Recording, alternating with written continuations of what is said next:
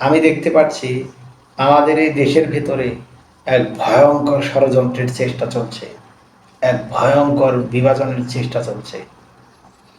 এই ষড়যন্ত্র, এই বিভাজন যদি সমূলে উৎপাটন করা না যায়, তাহলে আমাদের এই দেশের জনগণের ভাগ্য আকাশে এক অশনি সংকেত নেমে আসবে। এটার ধ্বংসাবশেষ যে কতটা ভয়ঙ্কর হবে সেটা কেউ কল্পনা করতে পারবে না, যদি এই ষড়যন্ত্র, এই বিভাজন থেকে আমরা বিরত না থাকি। আমরা নিজেরাই নিজেদের ভিতরে হাঙ্গামা দাঙ্গামা, মারামারি, হাতাহাতি করা শুরু করেছি এই স্বাধীন দেশে মাত্র 1 মাস যেতে না যেতেই। এটার লক্ষণ বেশি ভালো না। আমি তাই সাবধান করে স্বাধীন জনগণকে বলতে চাই, বিশেষ করে যারা ছাত্র জনতা, তাদের উদ্দেশ্যে বলতে চাই, আপনারা এই বিভাজন থেকে বিরত থাকুন। এই বিভাজন যদি পর্যায়ক্রমে বড় হতে থাকে, তাহলে ধ্বংস সুনিশ্চিত। একদম ভয়াবহ ধ্বংস এসে যাবে আমাদের কপালে। কারণ এই স্বাধীনতার যুদ্ধে আমাদের সকলের অবদান রয়েছে। ছাত্র জনতা এবং রাজনৈতিক বিরোধী দল, এই সবার সম্মিলিত প্রচেষ্টায় আমরা এই দেশটাকে স্বাধীন করেছি, স্বৈরাচার মুক্ত করেছি, স্বৈরাচারকে দেশ থেকে বিতাড়িত করেছি। কিন্তু এখন আমরা নিজেরাই নিজেদের ভেতর মারামারি, হাঙ্গামা দাঙ্গামা শুরু করে দিয়েছি। আমরা এই স্বাধীনতার ক্রেডিট একাই নিতে চাই, অন্যদের অবদানকে আমরা অস্বীকার করতে চাই। যারা ছাত্র জনতা আছো, তারা ইদানিং যে সমস্ত বক্তব্য দিচ্ছ, এটা খুবই অসংলগ্ন এবং অনভিপ্রেত। এই ধরনের অসংলগ্ন বক্তব্য দেশের ভিতরে এক ভয়ঙ্কর অবস্থার সৃষ্টি করবে। আমি তোমাদেরকে অনুরোধ করে বলছি, তোমরা এই সমস্ত বক্তব্য থেকে বিরত থাকো, সবার অবদানকে মেনে নেওয়ার চেষ্টা করো। তোমরা একাই কিন্তু এই দেশটা স্বাধীন করোনি। এই দেশ স্বাধীন করার জন্য সকলের সম্মিলিত প্রচেষ্টা ছিল, কিন্তু তোমাদের বক্তব্যে সেটা এখন প্রকাশ পায় না। তোমরা নিজেরাই এই স্বাধীনতার অর্জনকে একার অর্জন মনে করো, ভুল। এই স্বাধীনতা কিভাবে অর্জন হয়েছে সেটা আমি ভালোভাবে জানি, খুব ভালোভাবে জানি। কেননা আমি এই স্বাধীনতা যুদ্ধের একদম সম্মুখ যোদ্ধা, প্রথম সারির যোদ্ধা। তাই আমি জানি যে এই স্বাধীনতাটা কিভাবে অর্জন হয়েছে। তোমরা বিরোধী রাজনৈতিক দলের অবদানকে অস্বীকার করো কেন, তাদের তুচ্ছ তাচ্ছিল্য করো কেন? এটা ঠিক না। তোমরা হিসাব করে দেখো, এই আন্দোলন 1 থেকে 17 তারিখ পর্যন্ত সরকারের বিন্দুমাত্র চুল পর্যন্ত স্পর্শ করতে পারেনি, তার ভয়ের কোনো কারণ সৃষ্টি করতে পারেনি। কিন্তু যেদিন 18 তারিখ হয়, সেদিন কিন্তু সরকারের ভিত নেড়ে দিয়েছিল, সরকারকে আতঙ্কিত করেছিল, সরকারকে বিব্রত করেছিল, এবং সেই দিনই সরকার পতনের একটা পরিস্থিতি তৈরি হয়েছিল। এখন বলতে পারো 18 তারিখ কিভাবে আন্দোলন হয়েছে, কারা আন্দোলন করেছে? 17 তারিখ পর্যন্ত যে আন্দোলনটা হলো, সে আন্দোলন সরকার বিব্রত হয়নি।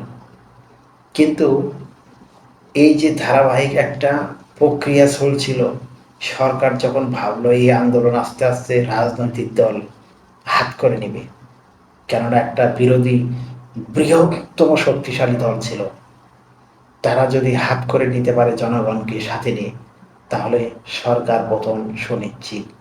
এই ভেবেই 17 তারিখে কিন্তু সকল বিশ্ববিদ্যালয়ের হলগুলোকে বন্ধ ঘোষণা করা হলো অনির্দিষ্টকালের জন্য।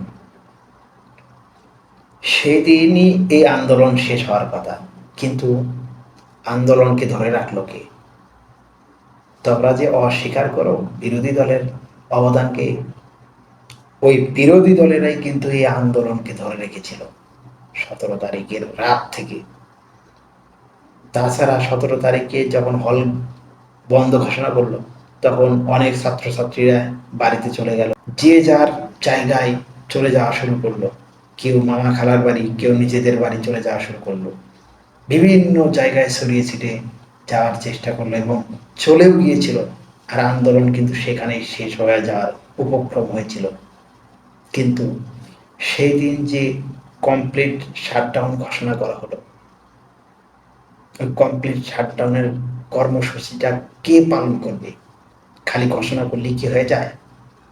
সেটা তো পালন করতে হবে, সেটা তো আন্দোলনের রূপ নিতে হবে। এখন সে আন্দোলনের রূপ দিয়েছিল কি জানেন?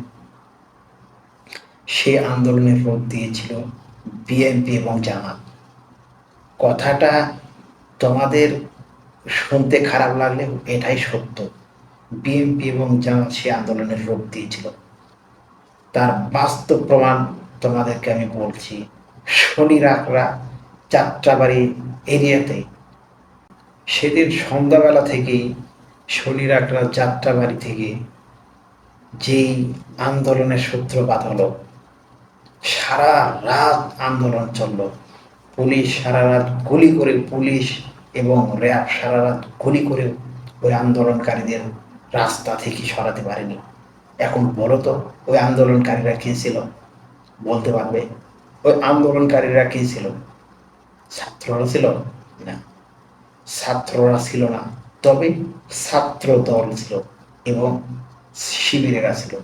এই বিএনপি জামাতের সম্মিলিত প্রচেষ্টায় সেদিন সারা রাত সেখানে তারা আন্দোলন করেছে, কিন্তু পুলিশ র্যাব গুলি করেও তাদেরকে সেখান থেকে বিতাড়িত করতে পারেনি। আর সেই দিনে আন্দোলনের তীব্রতা শুরু হয়। বিএনপির চেয়ারম্যান জনাব তারেক রহমান তাদের নেতাকর্মীকে আগেই নির্দেশনা দিয়েছিল যেন তারা সজাগ থাকে এবং আন্দোলনটাকে গতিশীল করে নিজেদের নিয়ন্ত্রণে নেয়, যেন জনগণ সেটাকে গণ অভ্যুত্থানের রূপ দিতে পারে। সেই রূপরেখা এঁকে দিয়েছিলেন জনাব তারেক রহমান। হ্যাঁ, তিনি লন্ডনে বসে এই সমস্ত রূপরেখা দিয়েছেন। ওই রাতে পুলিশ সারা রাত গুলি করার পরেও সকালবেলা মিডিয়ার কাছে মানে নত জানু স্বীকার করে বলেছিল, আমরা ব্যর্থ হয়েছি এদেরকে এই রাস্তা থেকে সরিয়ে দিতে। সারা রাত গুলি করে আমরা তাদেরকে এই রাস্তা থেকে সরাতে পারিনি। কি ভয়ঙ্কর পরিস্থিতি তৈরি করেছিল! মনে আছে শনিরাকরা যাত্রাবাড়ি সারা রাত জ্বালাও পোড়াও হয়েছে, আগুন দেওয়া হয়েছে, ভয়ঙ্কর অবস্থার সৃষ্টি করেছে, কিন্তু পুলিশ র্যাব তাদেরকে তাড়াতে পারেনি। আর আন্দোলনের মূল সূত্রপাত হয়েছিল সেখান থেকে। পরের দিন জনাব তারেক রহমানের নির্দেশনারও রয়েছিল, সেই দিন রাতেই বলা হয়েছিল যেন ঢাকার শহরের আশেপাশের জেলা থেকে বিএনপির অন্তত পক্ষে হলে ৩ লক্ষ লোক যেন ঢাকাতে এসে অবস্থান নেয় সেই দিন রাতে। আর সেদিন রাতেই বিএনপির প্রায় ৩ লক্ষ লোক আশেপাশের জেলা থেকে এসে ঢাকাতে অবস্থান নিয়েছিল এবং ১৮ তারিখে করেছিল ভয়ঙ্কর আন্দোলন, সর্বোচ্চ রূপ দিয়েছিল আন্দোলনে। দেখবেন সেদিন সারা ঢাকা শহর একদম অন্ধকার আচ্ছন্ন হয়ে গেছিল। মিরপুরে পুরোটাই একদম ধ্বংসলীলা চালিয়েছে, আগুনে লেলিহান বের হয়েছে। বিভিন্ন বাহিনী, প্রশাসনের বিভিন্ন বাহিনীরা হতভম্ব হয়ে গেছে, হতোদ্যম হয়ে গেছে। তারা এই আন্দোলনকে দমাতে পারেনি, তারা ভয়ে সারেন্ডার করেছিল, তারা পিছপা হয়েছিল, সরকারকে বিচলিত করেছিল এবং আতঙ্ক সৃষ্টি করেছিল। সেই দিন এবং সেই রাতে সরকারের অনেকগুলো এমপি মন্ত্রী এবং তাদের পরিবাররা পালিয়ে যেতে বাধ্য হয়েছিল সেই দিনের পরিবেশ থেকে, সেই দিনের আন্দোলন থেকে। বিএনপি এবং জামাতের লোকেরা সকাল থেকেই সে আন্দোলনের তীব্রতা রূপ দিয়েছিল। ছাত্ররা তখন আন্দোলনে নামেনি। ছাত্ররা যখন বিএনপি এবং জামাতের লোকেরা নেমেছে, তাদের দেখে দেখে তারা নেমেছে, তারা নিজেরা আগে আসেনি। বিএনপি এবং জামাতের লোক দেখে দেখে তারা সেখানে আসার সাহস করেছে এবং সেটা আন্দোলনকে একদম বিস্ফোরকের রূপান্তরিত করেছে। তাহলে তোমরা কেন বিরোধী দলের অবদানকে অস্বীকার করো? আর আন্দোলনের গতিটা পেয়েছে সেদিন থেকে, আর তোমরা বিরোধী দলের অবদানকে অস্বীকার করো। বিরোধী দলের নেতাকর্মীদের আন্দোলনের অভিজ্ঞতা রয়েছে, ছাত্রদের কিন্তু আন্দোলন করার অভিজ্ঞতা নেই, তারা আন্দোলন কখনো করেনি, এই জন্য তারা সেই বিষয়ে অভিজ্ঞ ছিল না। তারা দেখে দেখে শিখেছে, তাদেরকে শেখানোর কৌশল অবলম্বন করেছে বিএনপি জামাতের লোকেরা। আর আমি একজন দেশপ্রেমিক সচেতন নাগরিক হয়ে আমি সে আন্দোলনে অংশগ্রহণ করেছি।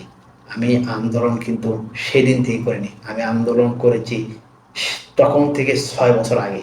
2018 সাল থেকে 21 সাল পর্যন্ত আমি 2.5 বছর মৌখিক আন্দোলন ছিলাম, কিন্তু 21 থেকে 2024 সালের মাঝামাঝি সময় আমি রাজপথের আন্দোলনে ছিলাম, তাই আমার আন্দোলনের অভিজ্ঞতা রয়েছিল আর আমি আন্দোলনে অংশগ্রহণ করেছিলাম।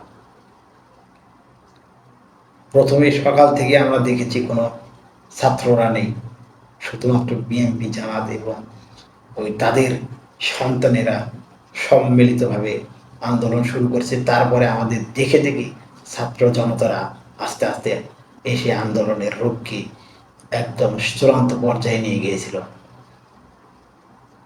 তাহলে কিভাবে তোমরা অস্বীকার করো? এরপরে যখন কারফিউ দেওয়া হয়েছিল, সেদিন কোনো ছাত্ররা নামার সাহস পায়নি, কেননা তারা কারফিউ নাম শুনে ভয় করেছিল। তারা জানে যে কারফিউ দিলে হয়তো মেরে ফেলবে, এই জন্য তারা সাহস করেনি। কিন্তু বিএনপি জামাত সেই কারফিউ উপেক্ষা করে নামাজ পড়ে তারপরে রাজপথে অবস্থান নিয়েছিল। তখন তাদের দিকে দিকে আবার ওই উপর থেকে নিচ থেকে আশেপাশের থেকে ছাত্ররা এসে আন্দোলনে অংশ নিয়েছে। আর তখন হয়েছে ধ্বংসলীলা, তখন প্রশাসনেরা বেশি গুলি করে মানুষকে হত্যা করেছে, কেননা ওই ইন্টারনেট বন্ধ করে দিয়েছিল। ওই ধ্বংসলীলা দেখে 18 তারিখে ধ্বংসলীলা দেখে তারা ইন্টারনেট শাটডাউন করে দিয়েছিল।